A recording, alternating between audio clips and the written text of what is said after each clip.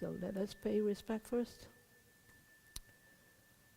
Namo tassa bhagavato arahato samma sambuddhassa. Namo tassa bhagavato arahato samma sambuddhassa.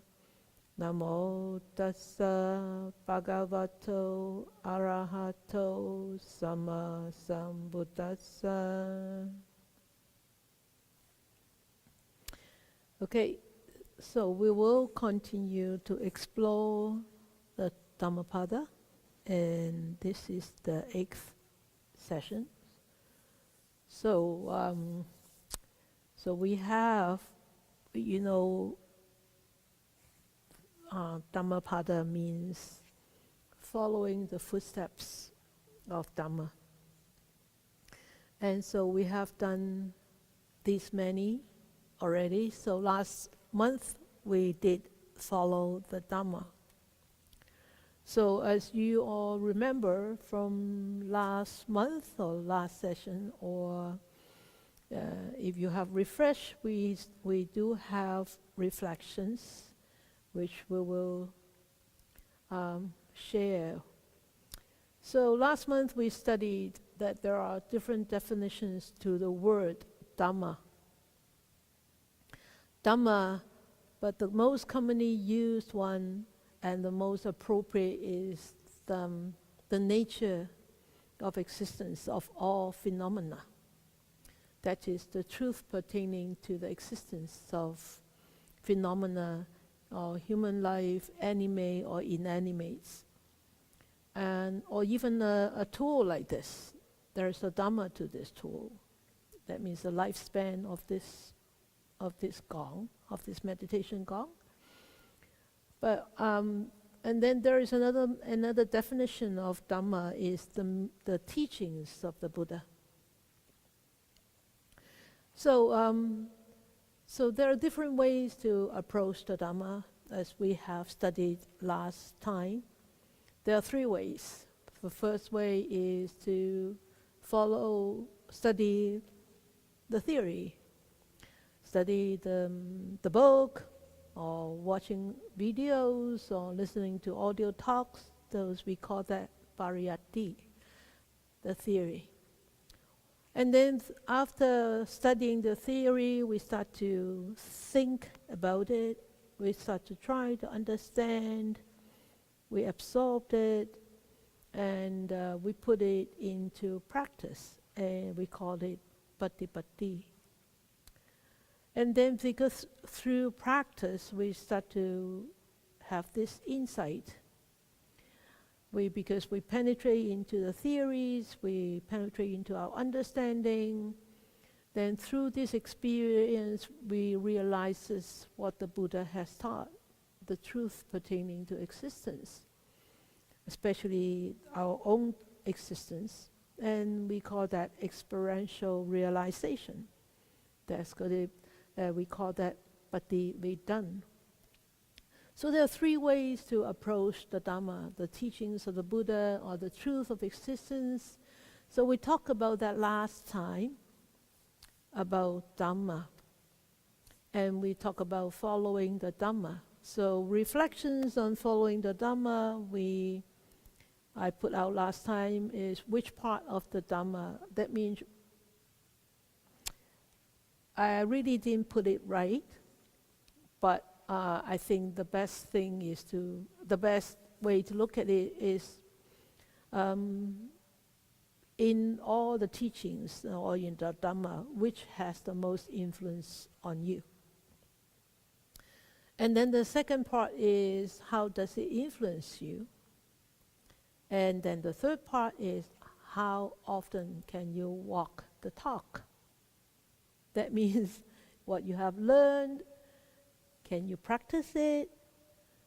Can you implement it? Can you integrate it into your daily life? That's walking the talk, not just talking the talk. So we are actually becoming a walkie-talkie, not talkie-talkie, okay? So walkie-talkie, how well can we become a walkie-talkie? So these are the 3 parts I put out for reflections. So the floor is yours. So I will open up the floor for reflections. Mm.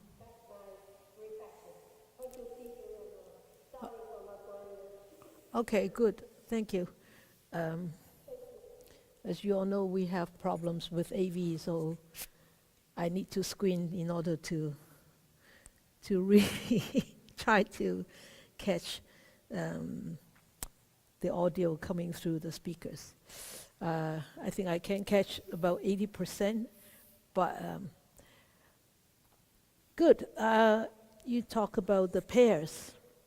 Yeah, that's why the pairs are the first in the first chapter. The pairs is especially for the first verse and the first verse and the second verse are I think is the most wonderful verses in the Dhammapada. Don't try to bash yourself. Don't try to beat up yourself, Waifun. Okay, we are human beings.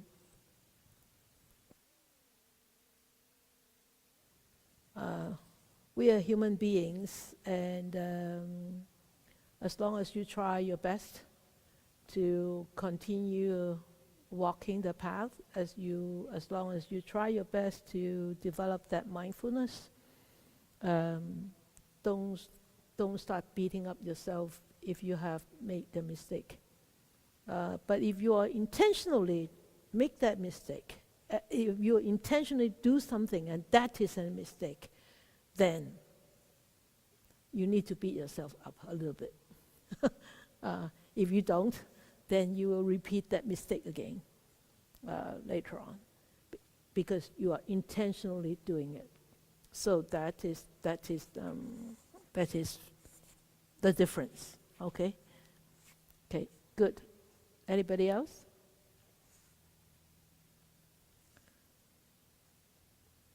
Reflections. Nora, yes.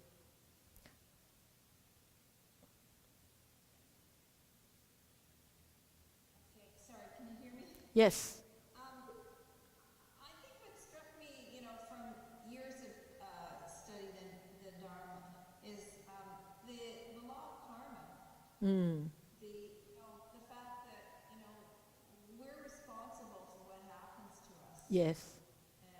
It's not just, I'm a victim or, just Yes. get over that. Maybe something in the past you did or whatever, but going forward, Yeah. that's what's important. Yeah. And also the precepts. I find the precepts, really help. Mm. Like to clarify, no stealing, and like speech. I think the part that I have the most struggle with is speech. Who doesn't? Who doesn't? Training and attachment, but knowing that there is a way out. And so, how often do I walk the talk? I feel like I don't put nearly as much effort in as I could, and I really should. That's it. That's good, Nora. That's good. Thank you. Yeah. You talk about the speech is the most difficult part to keep among most of precepts. At least the 5 precepts for the householder. The speech is the noble speech is actually very, very difficult to keep. And mind you, speech is not just something that you say. Something that you write out could be also considered a speech. Okay? So now people don't talk to each other much, but people keep texting, writing emails. So that is speech. That could be considered as speech. So be careful when you write emails. Can you be careful when you write text? That is also could be wholesome or unwholesome. This this is really the trickiest part of all the senses. The six senses that we have. Of course, the mental part is the big chief behind the scene. But this one is really difficult, so difficult to control. And not just controlling, so difficult to be mindful of. Coming out is so fast. But trying to hold it back is so difficult, right? So be very mindful. I want you guys, really, because I have heard so many unmindful comments, unmindful sort of orders, and unmindful conversations that could become so hurtful, that could become so destructive to human relationships. And mind you, especially in a Dharma center, in a nunnery, in a monastery, your speech could be the seed for people to give up Dharma. You know what I mean? Because of your speech, people will lose confidence in the Sangha. And because they lose confidence in the Sangha, that they could step back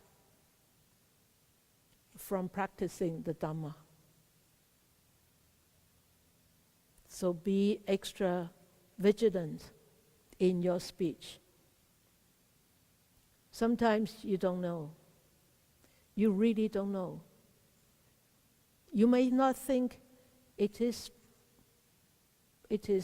a hurtful speech. You might not think so, but on the other party who hear it, it hurts them. It hurts them. That's why I don't know whether you remember. I told you before, but you probably said I haven't. Remember in the old days, I kept telling you stories, and you kept saying that you haven't heard it. So, in our precepts, talking about speech is what? Soft words and consoling speech. Soft words and consoling speech. So you can see how difficult that could be. Very difficult. And I'm glad that Nora, you bring this up about Sila. Sila helping you, but Sila is really helping us to keep watching ourselves. It's really helping us to guard this mind. And without Sila that means morality, okay? So without Sila, we can just do whatever we want. We can just say whatever we want. We can just walk wherever we want. I remember when we were planning for the courtyard, because the courtyard, it was like changed, the construction, the courtyard. It was changed again, over again. And I remember the architect suggested me, you should make a pathway only 4 feet wide. I said, 4 feet wide? I have 8 feet corridors inside the house, and I only have 4 feet pathway. It's not my style. I said, I would like wide pathway. He said, you know what? People have their habits. They just want to walk anywhere they want. You need to put a pathway in. I was not going to put a pathway in, a concrete pathway. He said, no, everybody will just walk on the grass, walk on the, whenever they can put the foot on, they will just walk on it. You need to put a pathway there to lead them from here to there and from there to there, otherwise they walk all over the place. I said, no. They said, yes. And I said, really? They said, yes. I said, okay. And I agree now. I totally agree now. And I'm glad that I agree to put in pathways rather than just grass path. So it's the habit pattern of human beings, So yeah, thank you, Nora. And sila, morality is just like pathways, guiding us, putting us back into that path and follow that path. That's the directions. Okay? Good. Fong King, you have something? Did you put your hand up? Okay. Yes.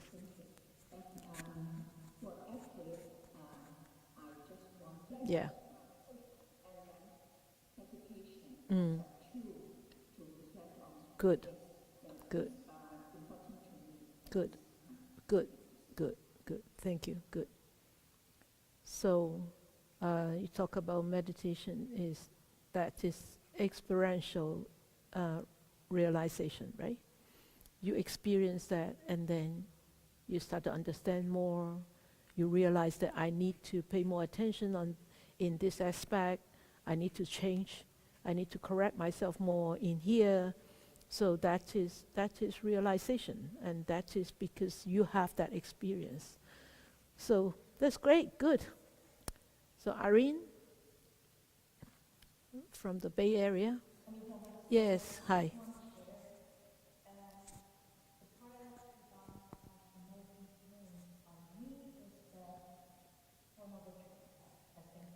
Yeah, good, good. Thank you, Irene. Thank you. Good. Well, at least you can walk more now than just talk. That's good. Let's just keep improving, right? Anybody here? Anybody from here? Laurie, yes. As I was listening to people talk, I thought, oh yeah, definitely the precepts in early days, definitely precepts. Yes. But when you first brought these reflections out, the very first thing that popped in my head was impermanence. Impermanence. Impermanence. Yeah. And now that's the thing that influences me the most. The understanding, a better understanding of impermanence. Yeah. And how does it influence me? I realize when I'm getting attached to things, it's easier for me to let things go. I understand nothing stays the same. It's always going to change. Yeah. And how often can I walk that talk? Well, some days are better than others, but actually Getting it better. crosses my mind every single day, sometimes multiple times a day. So it's definitely in there. Good. Thank you. Good, good, good. Very good. Okay. Anybody else? No? Then, okay, we move on. So we move on to tonight. So the initial themes I put out, we've finished. So we are starting a new set of themes. So last time it was the following the Dharma. And tonight we're talking about the supreme truth. And then there will be practicing the Dharma and the mind, the right efforts and benefits. So there will be, including tonight, there will be 5 more themes. Oh, there are actually plenty more themes in Dhammapada, but I just pick out these 5 for the time being that I'll be talking about in the future. So tonight we're talking about the supreme truth. But when implementing the Dhamma, practicing the Dhamma, that's the next month. But so the path. So last time we talked about the path being a way out of sufferings. And the whole path, it actually works around the Eightfold Noble Path. We talked about that last time. So if we would like to follow the Dhamma, we definitely have to take on this path, this particular path. If we veer off from the path, we will veer off from happiness, from peace, from freedom. So when we veer off from a path of happiness, freedom, and peace, that means we are walking into the path of sufferings, miseries, right? So in the Buddha's teachings, which was taught by the Buddha, which was, expounded by the Buddha, he said, who has to walk on the path? Who is the most important person to walk on the path? And he said, you are the one. He said, you yourselves must strive. That is in Dhammapada, verse 276. So he said, you yourselves must strive. The Tathagatas, that means the Buddhas, not Tathagata, but Tathagatas is the plural, the Buddhas. So that means not just Sakyamuni Buddha, it's all the Buddhas before him, all the Buddhas in historical Buddhas only point the way. They point the one and only one way. That's the way out of sufferings. And those who meditate, those meditative ones who tread the path are released from the bonds of Mara. And Mara not considered as a particular body that would harm you. Mara is considered as obstacles to the liberation from sufferings. Okay, anything that could lead you into sufferings are considered to be Mara. Okay, so your thought could be the Mara. If you are diabetic, a box of chocolate in front of you could be Mara, right? And why? Because craving for sweets, for sweets. And if you don't get it, you get angry. Oh, okay. Or if you have taken one, you want another one. That could be your Mara. But that will only lead to maybe physical problems. But Mara, in a greater sense, in a bigger sense, deeper sense, is stopping or pushing you to keep running in the cycles of birth and death. That means you never come out of rebirth. And remember, rebirth doesn't necessarily mean that you will be reborn as human being. Where do cows and dogs and cats and snakes come from? Come from rebirth. Okay? Where do ants come from? Come from rebirth. Right? So we could end up in animals realm. We could end up in ghost realm. You have read a book called by Gabo Mate called The Hungry Ghosts, right? Talking about the drug addicts at the East End in Vancouver. So the hungry ghost in human world We could end up as hungry ghosts, and we could end up as animals. Okay, so we could end up in hell's realm. So those are the lower realms that we could end up in.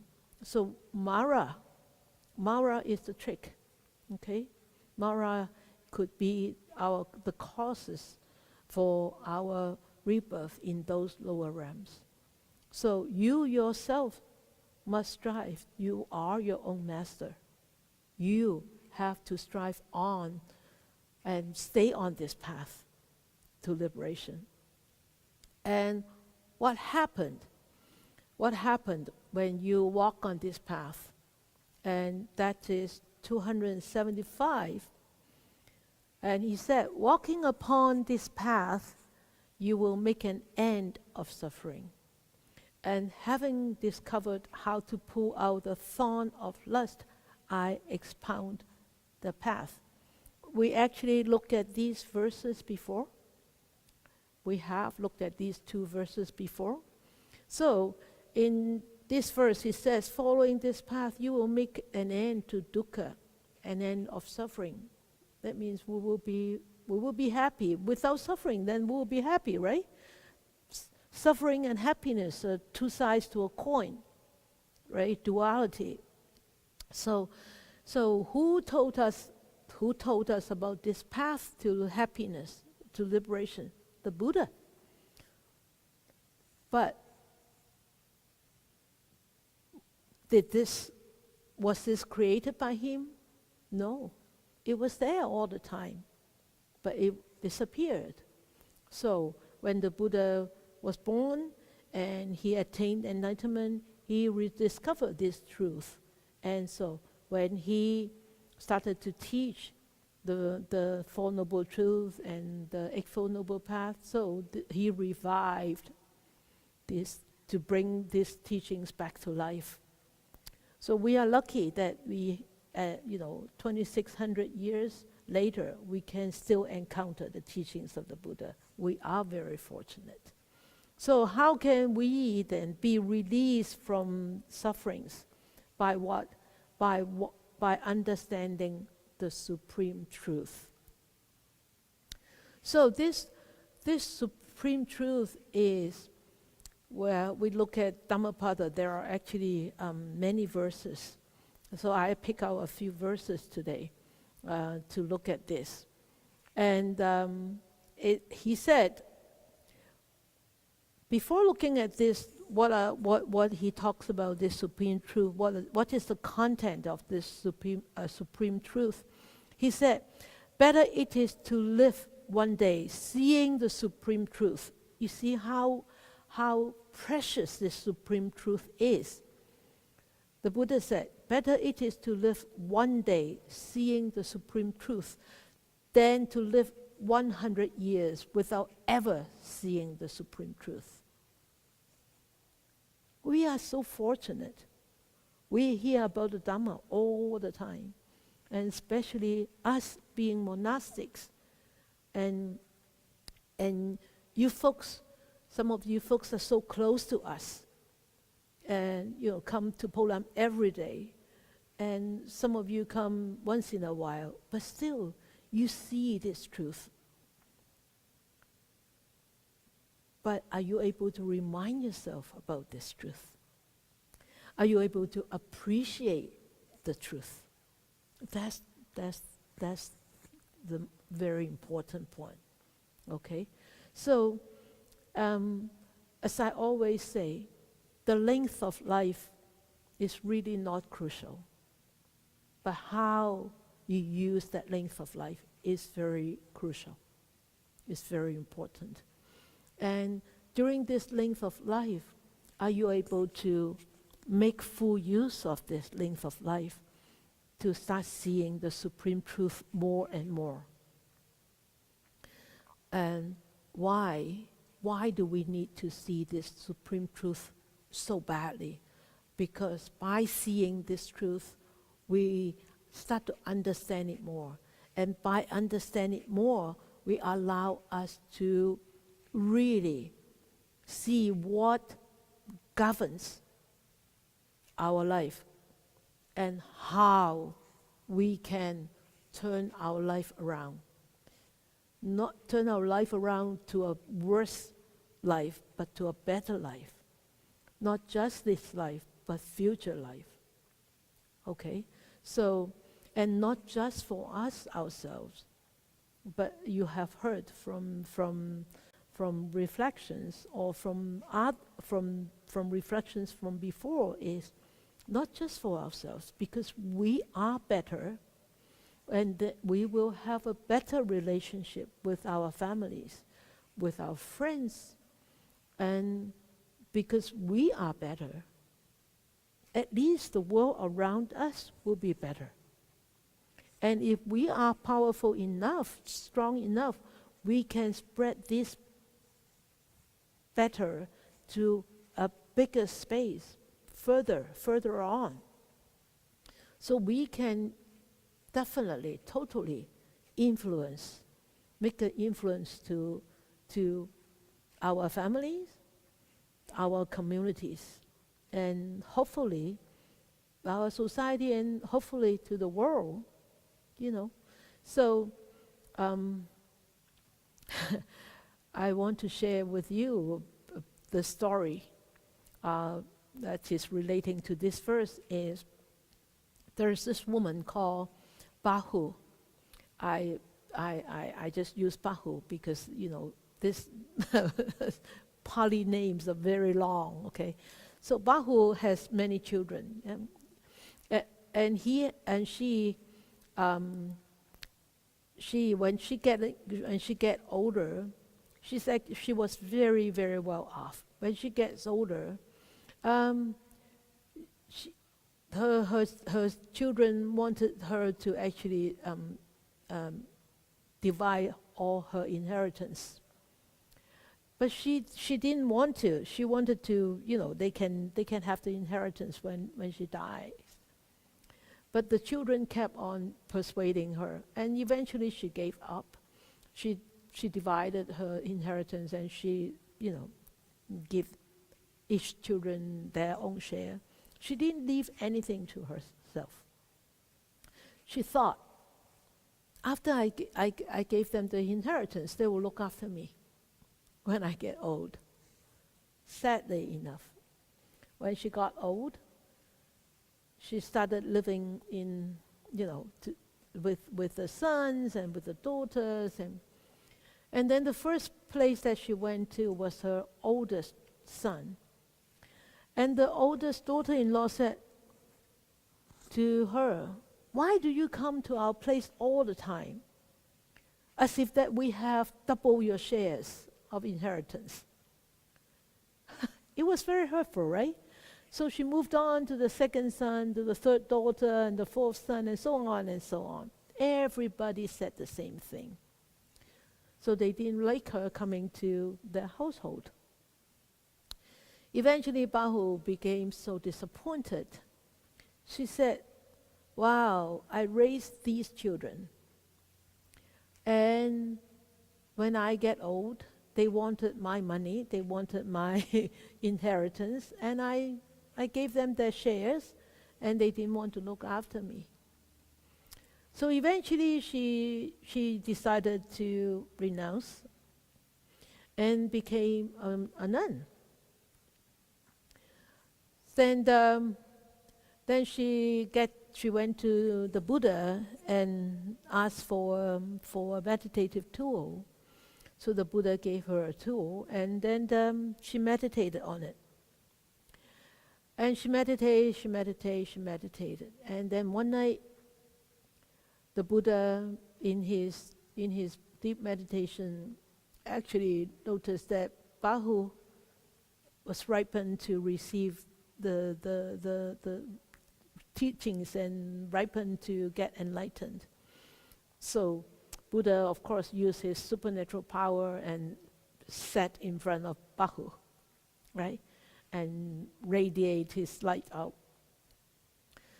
And then the Buddha said to Bahu, said, "The life of one who does not practice the Dhamma taught by me is useless.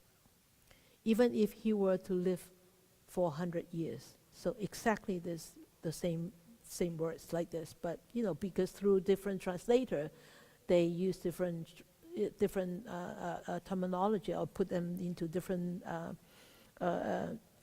expression. So it's similar to this. Better it is to live one day seeing the Supreme Truth than to live 100 years without ever seeing the Supreme Truth. And Bahu, once she heard what the Buddha said, she just entered that stream of enlightenment and entered and attained the first fruit of enlightenment. So you see, we are fortunate, but yet we are not fortunate either, because the Buddha has gone into Nibbana 2,600 years ago, okay? So we didn't have Buddha in front of us. We only had the words of his.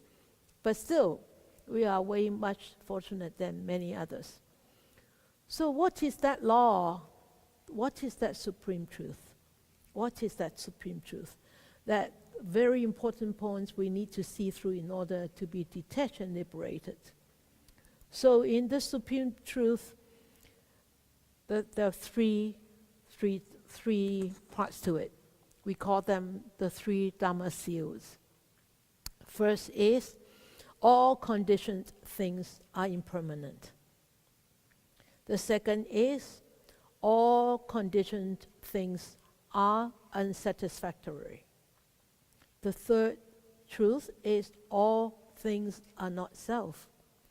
So let us find out what and how the Dhammapada expound these three truths. So the first one, all conditioned things are impermanent. Look at this flower. You all know what this is, right? Echinacea, isn't it? A pink, beautiful echinacea. But this one is withered. Once upon a time, this was a beautiful echinacea, beautiful blooming flower with vibrant colors. And does echinacea have smell? Not quite. No, huh? Yeah, but now this is withered, dry and wrinkled up. So what is this phenomenon? This phenomenon is something that Laurie talked about just now. It's impermanence. So with from 277 to 279, it shared the same story. But it encompasses 3 verses. And the first verse is, all conditioned things are impermanent. When one sees this with wisdom, one turns away from suffering. This is the path to purification. So impermanence, we call it anicca, A-N-I-C-C-A. So there were 500 monks who received the meditation instruction from the Buddha, and they went into the forest to practice meditation. But they made very little progress.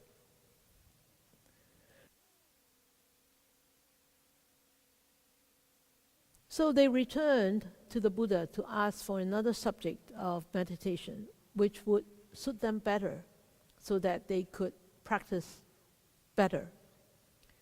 So on reflection, the Buddha found these bhikkhus, actually, during one time of the Kassapa Buddha, they had actually meditated on impermanence before, and so on and so forth for the next 2 verses, okay? So the Buddha actually taught them a meditative tool on impermanent and told them all conditioned things are impermanent. How many times have we heard all conditioned things are impermanent? Many times. have we got enlightened? No. Why is that? Because we still haven't seen through the truth. We only understand it on a literal level. We haven't seen it through the truth.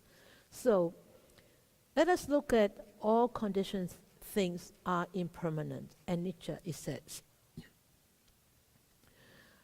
And this is actually a very, very important aspect of the Buddha's teachings.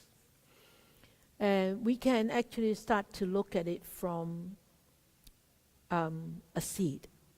Look at impermanence from a seed. There is this farmer. There is this seed into the soil. The farmer put the seed into the soil.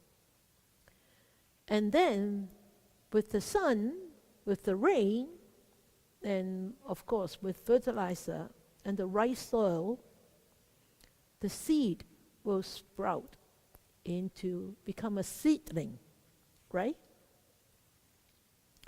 So this seedling is up. It's almost time for us farmers to start planting seeds.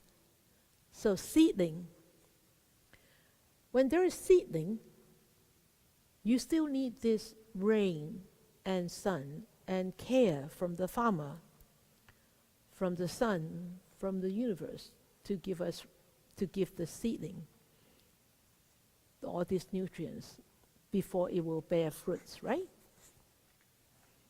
So all conditions, these are the conditions for the seed to become seedling, for the seedling to become a plant or a flower, and for the flower to bear, or the tree, apple tree, to bear fruits. Okay? So the seed is the cause for the fruits. And the fruits are the causes for the next seeds, right? So it's a cycle. And all these are the conditions for that seed to become a seedling, to bring fruits. So we just look at it, it seems to be very simple. Well, flowers, the seed, and all the conditions, they all come together, and so there will be the seed, and then there will be the flowers. It's so simple. But yet, if any of these seedlings, or any of these conditions is missing, would that seed turn into become a seedling? It won't, right? So, I have heard something like this before, is that if you want to start scratch, you probably agree with me, Laurie. If you want to make an apple pie from scratch, you need to create a universe. A universe, right? Flour, water, sugar, apple, cinnamon. Do you put nutmeg? Whatever you want to put it. That's the whole universe of stuff. Those are the conditions. So you need a whole universe there before you can make an apple pie, or a cherry pie, or blueberry pie, right? So everything here is necessary for that seedling to become a seedling. Anything that is missing, it won't work, right? So all conditions, things are impermanent, but all these conditions are changing all the time. Rain changes all the time. Sometimes we have rain, sometimes we don't. Sometimes we have snow, sometimes we have drought. And sometimes we have sunshine, sometimes we don't. And sometimes we have a good farmer, sometimes we don't. And sometimes among thousands of seeds, some don't sprout at all. Right? So all these conditions that actually have to come together in a perfect match before this seed can start to bear fruit. Perfect match. Imperfect match, nothing works.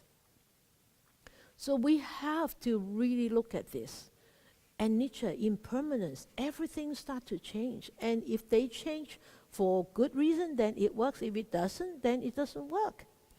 So when we look at this next slide, any of these conditions could just disappear. Any of these factors. There is this seed. If the farmer is not there, the rain is not there, the sun is not there, any one of this disappear, there won't be this seedling. Even though there will be the farmer, there will be the rain, there will be the sun, but the seedling won't grow. Because all these, if one of these factors disappear, if it's not there, then it doesn't work. And all of these factors are governed by the law of impermanence. They are constantly changing. So we need to start to be aware of impermanence and appreciate our own potential. Our own potential of what? Because our own potential of realizing that this is urgent. I need to make full use of my life. I need to make full use of every moment because it is urgent, because my life could end right here. A lot of people, I have seen so many people say, okay, I can renounce when I retire. I said, yeah, if you're still alive. Or I can renounce when my children are 18 or 20, or they can become independent. And my mind said, okay, you wait and see whether you can live that long. And it's not a curse. I don't curse. And he said, maybe I will practice more when I would retire, then I'll be able to travel around the world once and I'll come back and I'll practice more. I said, okay, I'll see you. I'll see you then, if I ever see you. It's not necessary that she died. Maybe I die first, right? Who knows? Nobody knows. Impermanence, changing all the time, changing. Don't wait. Please don't wait. There is no waiting. If you can do it, do it. Don't wait. So, why do we wait? Because we attach. We just attach. That's all. We attach to what? We attach to craving. We attach to the roots of sufferings. And craving is a very deep root. And because of craving, even though we see impermanence, but we don't think that impermanence, I will be affected by impermanence. No, it won't affect me. In the back of the mind, there is this wishful thinking. No, it won't be me. It won't be me, right? So that's why when people are diagnosed to have, maybe terminal illness, not necessarily cancer, terminal illness, why me? When people ask, why me? In the back of the mind is, I don't believe this. Why me? Why not you? Why not him? But why me? Because there's this wishful thinking is, I am invincible. I still have a long life. I could live 120, 150. Because they don't have, they're lacking that sense of urgency. So rationally accepting that everything is temporary is really a refreshing concept. But whether you want to believe it or not, it is up to you. If you accept this law of impermanence as a core value that you hold dear,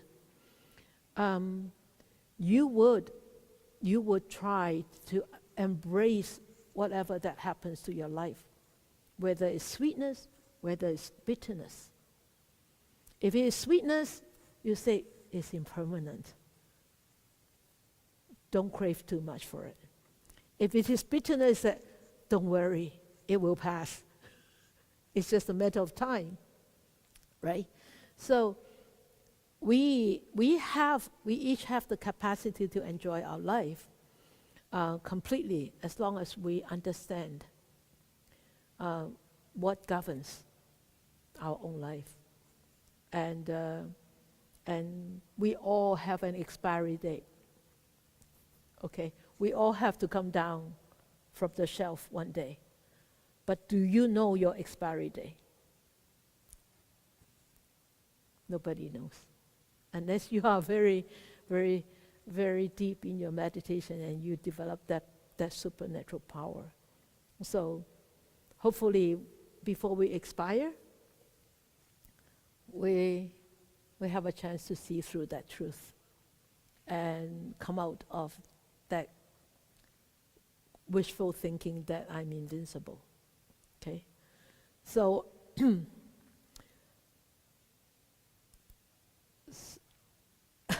any of these factors can disappear. Okay? So impermanence, I always like to use a river to talk about impermanence. That's our beautiful, wonderful dog, Goldie, in the river. And the water in the river is a vivid example of displaying the law of impermanence. In the morning, in the afternoon, in the evening, you take a dip in that river, the water is always different because the water is constantly flowing. And it can be the same water. If you think it's the same water, it's your own delusion, it's your own misconception, it's your own misunderstanding. And if you think it's the same water, it is a mere dream, an illusion, an unachievable wish. It will definitely be a sure disappointment. Okay? So remember, impermanent is always surrounding us, always telling us, look at your own hair. It turns gray, it turns silver. That is a message of impermanence. Okay? So, verse 46, he said, realizing that this body is like froth, penetrating its mirage-like nature, I'm plucking out Mara's flower-tipped arrows of sensuality. Go beyond sight of the king of death. Verse 46. So, of course, the king of death, that means if you go beyond sight of king of death, that means you go into deathless, that means you go into nibbana. No coming, no going. But we don't look at that, this is too far for us. But realizing that this body is like froth. This whole story is about a bhikkhu. He actually, he took a subject of meditation and went into the forest. But he tried very hard on his meditation. He wasn't going anywhere. So he wanted to go back to the Jeta Grove monastery to ask the Buddha to ask the Buddhas for advice how to progress more in his meditation. But on the way back to Jetta Grove Monastery, he stopped by and he sat next to the river. And he was looking at the river, and he saw that the wave come, the wave go. And he saw this, when he was walking, he saw this mirage first. And then he came to the river, and then he saw this water bringing up that froth. And he started to contemplate, hey, my body is just like this mirage. And this river, this froth is also just like when this froth breaks up, it's just like my body breaking up. When I die, this body breaks up. It's just like the froth come up to the bank, and then the next wave brings it out back into the river, and it breaks up. It's just like our body, when we die, it breaks up. So, and he started to see that impermanence through this mirage, through this froth, and he just immersed himself into that deep meditation. And of course, eventually he attained enlightenment. But how many times when we drive on the road, how many times have we seen that mirage? We constantly see that mirage, especially in the summer, right? Oh, there's this mirage. But we did not connect that to impermanence. Next time if you see a mirage on the road, remember this story and refresh yourself on impermanence. When you get closer to the mirage, it disappears. That tells you how impermanent it is. And that is a mere illusion through our eyes sense doors. And it is a conditioned arising. The mirage is a conditioned arising because of the amount of humidity, the amount of heat on the road, and that creates that illusion. You think that mirage is real, but how come when you drive closer it disappears? So it's not real, right? So it's a wonderful, I think it's a wonderful illustration, the mirage and the froth. So that's why it says, the Buddha said, to be released from this delusion and illusion, the body is just like froth, bubbles, foam. It disintegrates quickly. So, the Buddha said, better it is to live one day seeing the rise and fall of things than to live 100 years without ever seeing the rise and falls of things. The rise and fall, that means the impermanence. It's almost the same as the last verse that we looked at just now, but this tells you the impermanence of things. So we also is impermanent. This body is impermanent. And Patachara, a woman, very rich woman from Savatthi, and she was very beautiful and from a very rich family. And you know, in the old days, or even I think nowadays too, it still happens, is if you're very rich, you need to marry into a very rich family too. Okay? So, but she eloped with her attendant. She eloped and she left her family. And she got pregnant, and in the old days when the pregnant woman near the time of giving birth, they need to go back to the mother's house. So she was on the way back to the mother's house, and the husband saw that she wasn't home then he knew that she was going back to her mother's house. So he caught up with her and begged her to go back. And she said, no, I can't go back. I need to go to my mother's house. But on the way, she was ready to give birth. So the husband went to find a place and tried to make her a comfortable place so that she could give birth. And he was bitten by a snake, and then he died. Patachara gave birth to a boy, and then she thought, where was my husband? So the next morning she went to look for her husband and noticed that her husband has died. So she would return back home. She returned back home, but found out that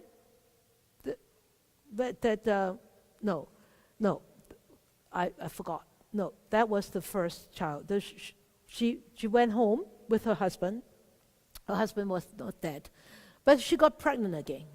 2 pregnancies. The second pregnancy. She went home. She was going to go home again to her mother's house. The husband this time went with her. But by the time they reached to the river, she was ready to give birth. So the husband said, okay, I'll find you a comfortable place. At that time, the husband tried to find a comfortable place, and then he was bitten by a snake and died. The next morning, she discovered her husband's body. So she sort of like roughly bury him with all these weeds and branches and all that. Then she was ready to go to her mom's place. But she had to cross the river first. She had 2 boys. One was only 1 day old. The other one was a year old. So she told the year-old, you sit there. I will walk across the river with your brother first. You wait here, I'll come back for you. She walked across the river, put the baby down on the other bank of the river, and then she walked back to fetch the 1-year-old boy. But then, on the way back, there was a hawk, big hawk, and thought that little boy was a piece of meat or a chicken or whatever. It flew down and caught that baby and took that baby away, and Patachara, in the middle of walking back to the other bank, saw that hawk. She tried to scare that hawk away by screaming, by waving her hands. The little boy on that side thought that the mother was calling for him.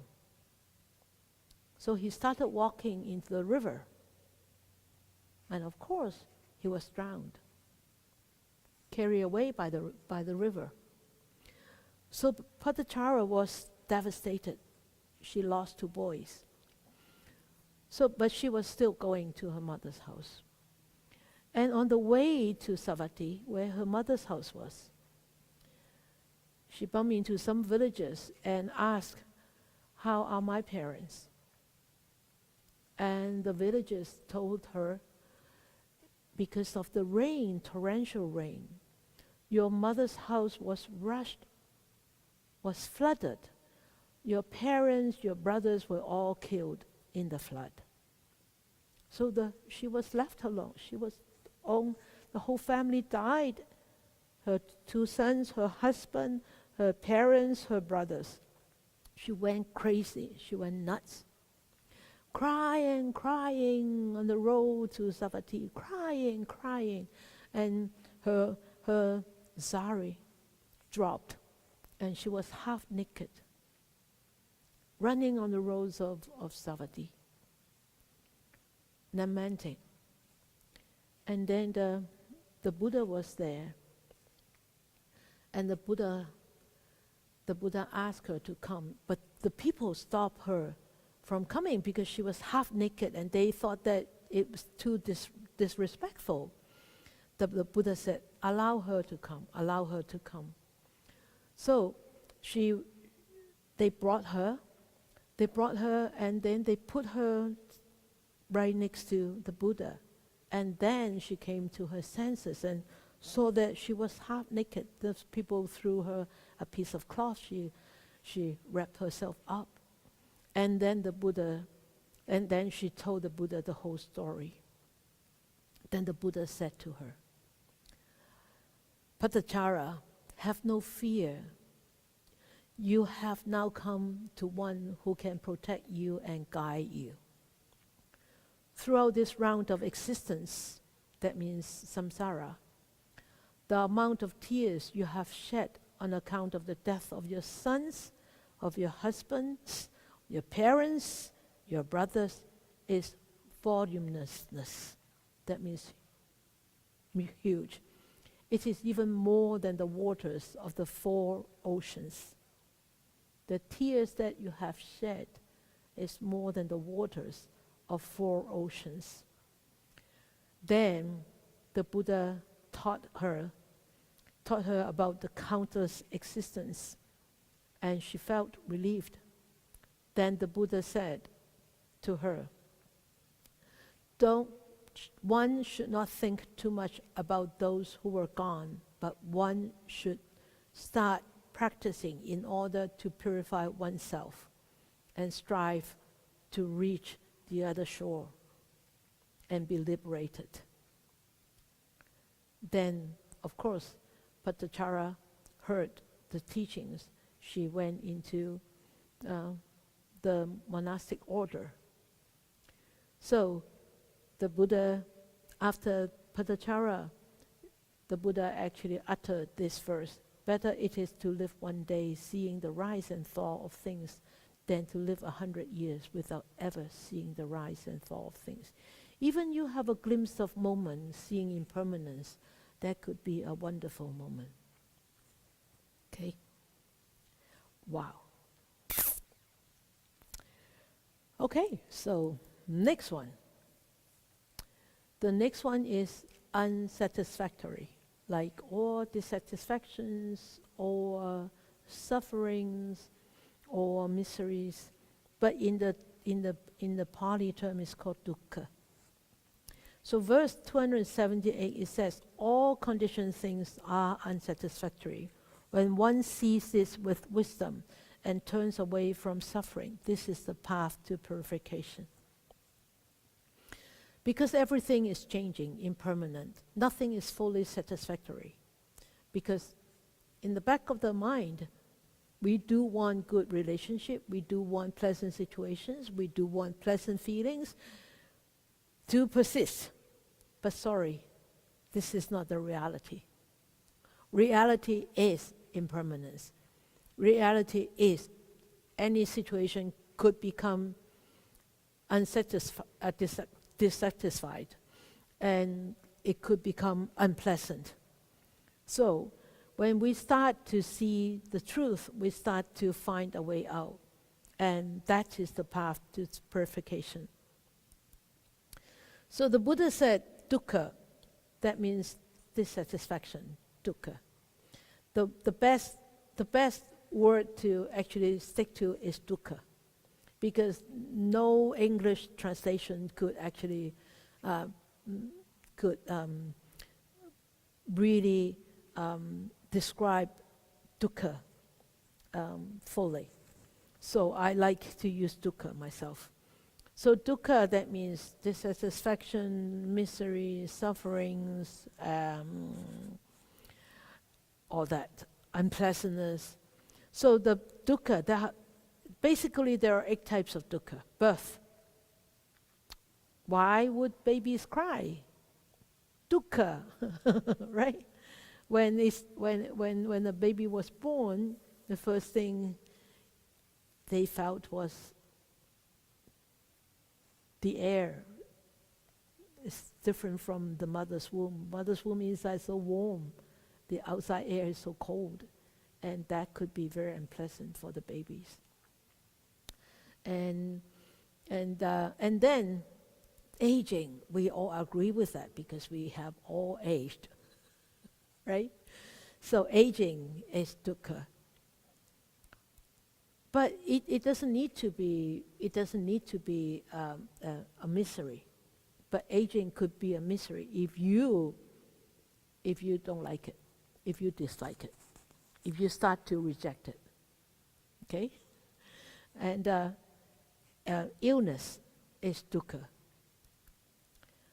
Death definitely could become dukkha if you think that you are invincible, if you think that you won't die. Okay?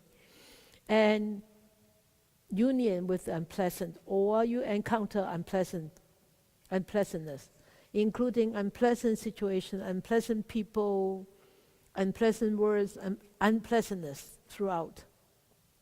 Okay? And you separate from the pleasant. We all have this pleasant, we all attached to pleasantness.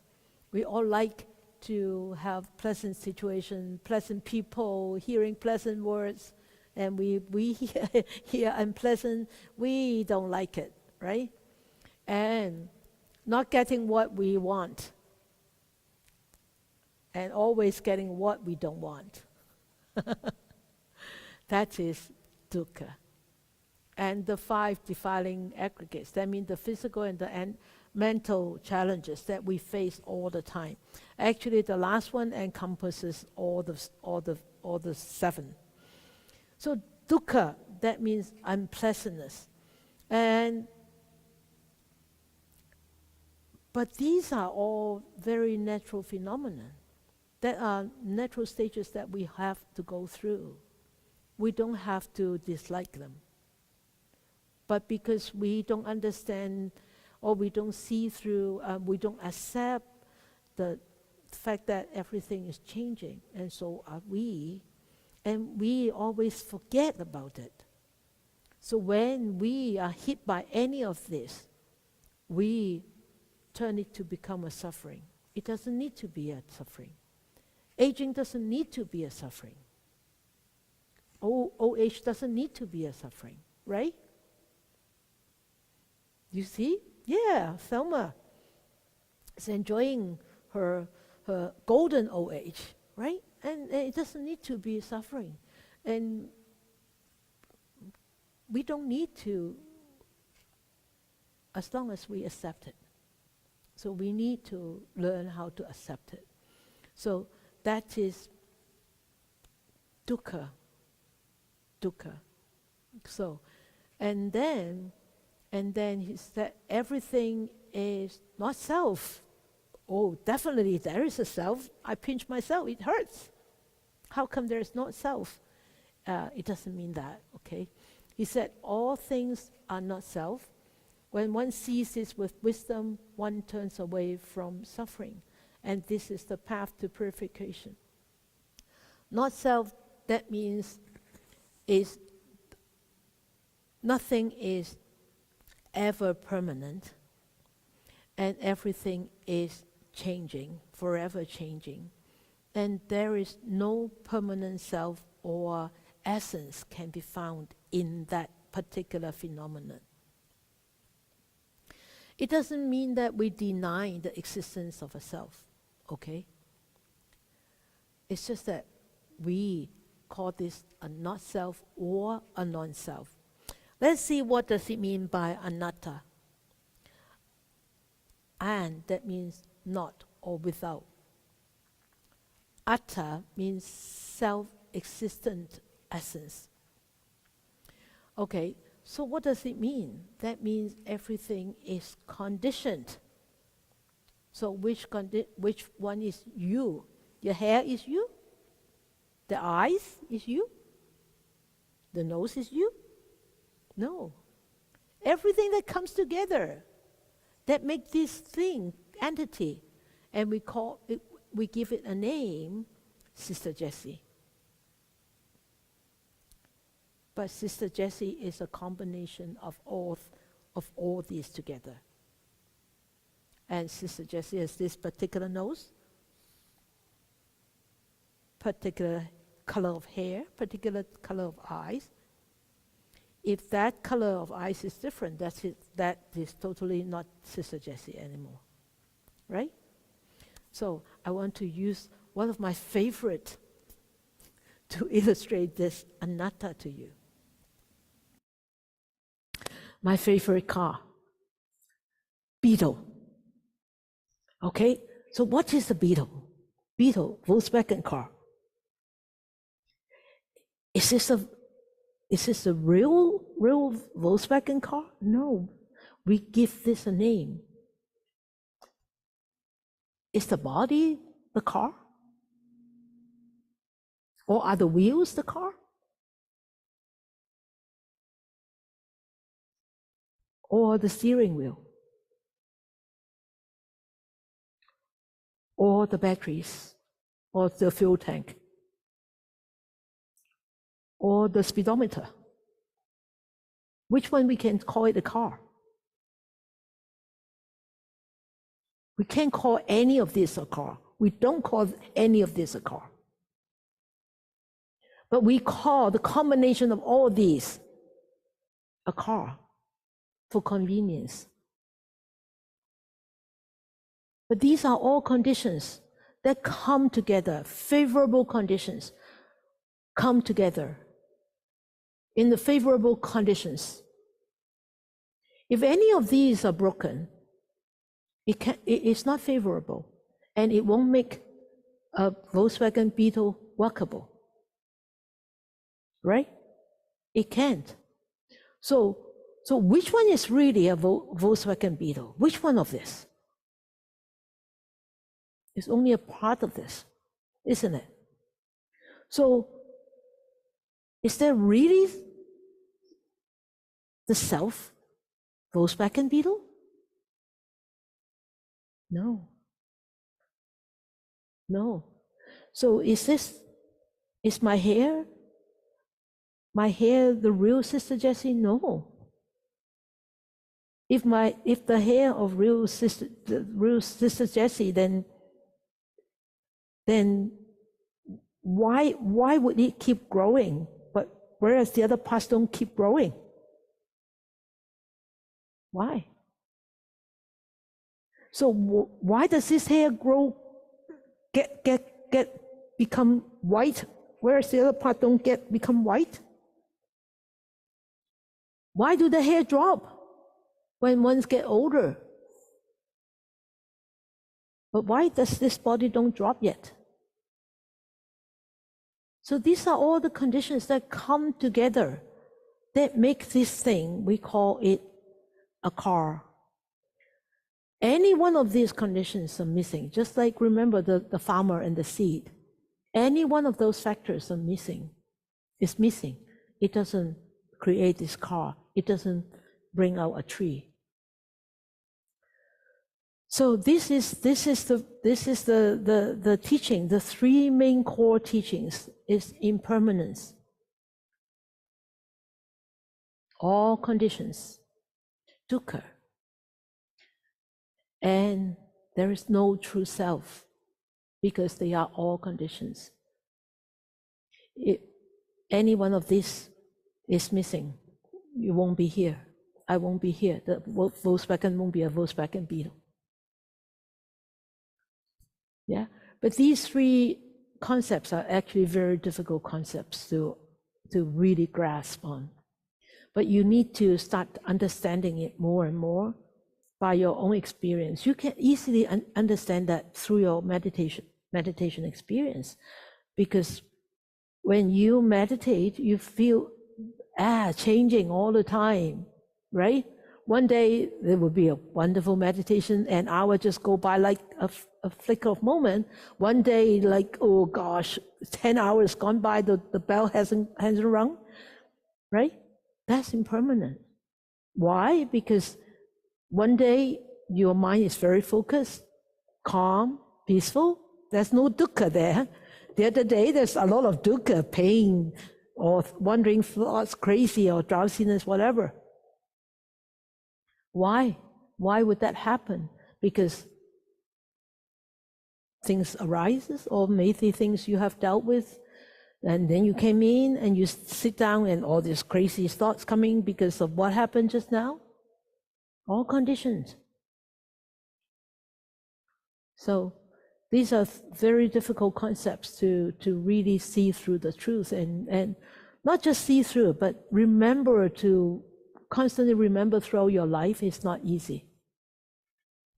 Okay, so it's very heavy. This tonight talk is actually a lot of things in there, so you need to go back and refresh yourself over and over again on these topics and look at these 3 verses over and over again. So reflections for next time is, have you experienced impermanence in your life? Of course you have, right? But how did it affect you? And also, did that experience teach you anything about life? Have you progressed? Have you benefited from it? So remember, impermanence can catch you off guard just like that. And that is why it is impermanent, right? Unexpected, ever-changing, and no control. And the first thing that we always have to see through is impermanence, dukkha and impermanence, before we can actually start to go into seeing non-self. Don't jump into non-self. See through this dukkha and impermanence first. Okay? I know you have a lot to deal with tonight, so I will see you next month. So let us dedicate our merits.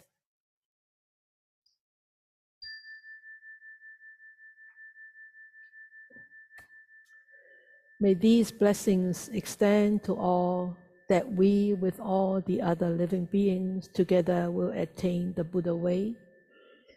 May we wish more and more people will encounter the wise words of the Buddha, study them, understand them, and put them into practice, and help themselves to disentangle from all the attachments, from all the sufferings, and from all the dukkha, and liberate themselves and be ultimately free, happy, and peaceful.